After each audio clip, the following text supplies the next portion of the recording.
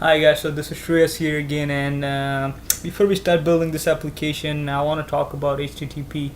So as you know, or as you probably already know that HTTP is hypertext transfer protocol, and what it does is pretty much it's a client server communication protocol, and it pretty much helps communicating between client and servers, and that's exactly what I mean when I say I want to talk about HTTP. That we need to understand how we communicate between client and server machines.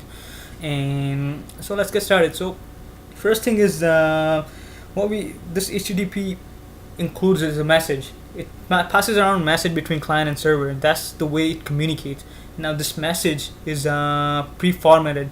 So let's take a look at the format. So as you can see over here, this is a browser. So this is a client basically, and we are making a request and to the server. Now that request include this message format. So what happened is that this message format is first, as you can see over here, there's a request line, and then there's a header, and then there's always a blank line in between header and body.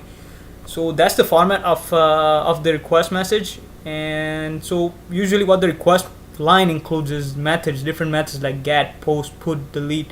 If you want to get content, you would say you want to get this index.html file or whatever, and it will pretty much server would decode that method. That if it's a get method, it will pretty much perform certain tasks defined for that get method.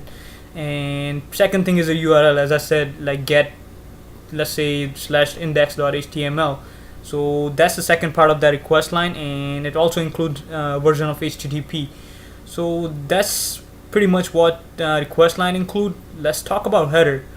What header includes is additional information like browser information, like let's say your browser, let's say you're running a Firefox browser, and you want to send out information. So you would define header field name. So you want to define the name of the field that you want to send.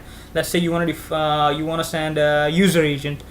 So user agent, in any case, let's say if you're using Firefox, then the user agent value for user agent field would be Firefox. And same way you can send out many other informations like token would be one of them that we're gonna be using in future when we build the application. When we start using that authentication services, we're gonna be including that as a header, that token.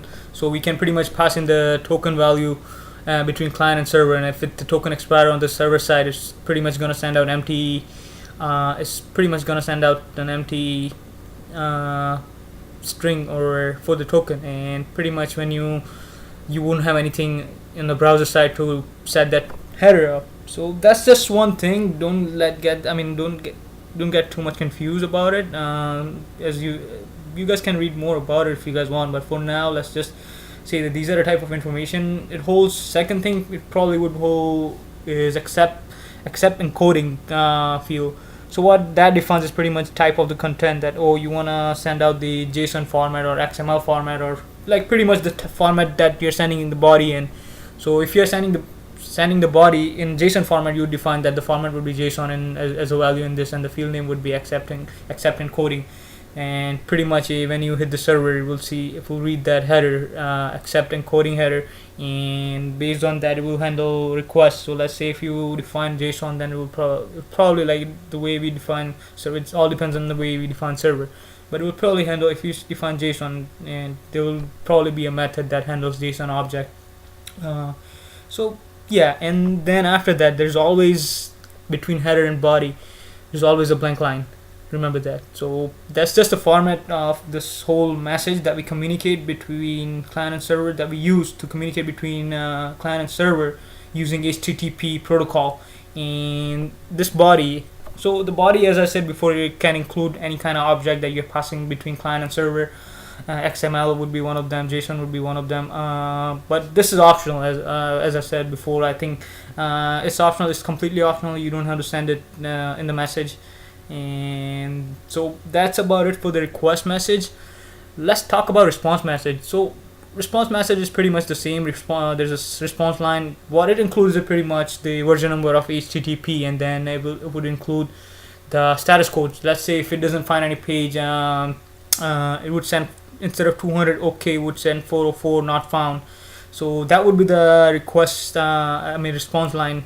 And header, as I said, it would be something like, let's say, again, content type, like, so like what kind of content you're responding the body with. So it could be HTML, JSON, XML, it says over here, right there. So those are just some type of the body that you can send between client and server.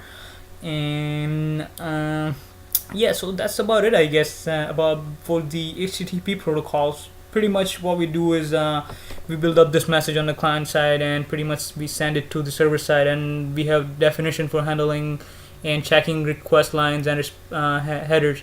We check that and pretty much say that, oh, we wanna, if there's a pre-specific, if there's specified any specific method that we want to use, let's say get, we will handle that on the server side using get definition that we set for the get method.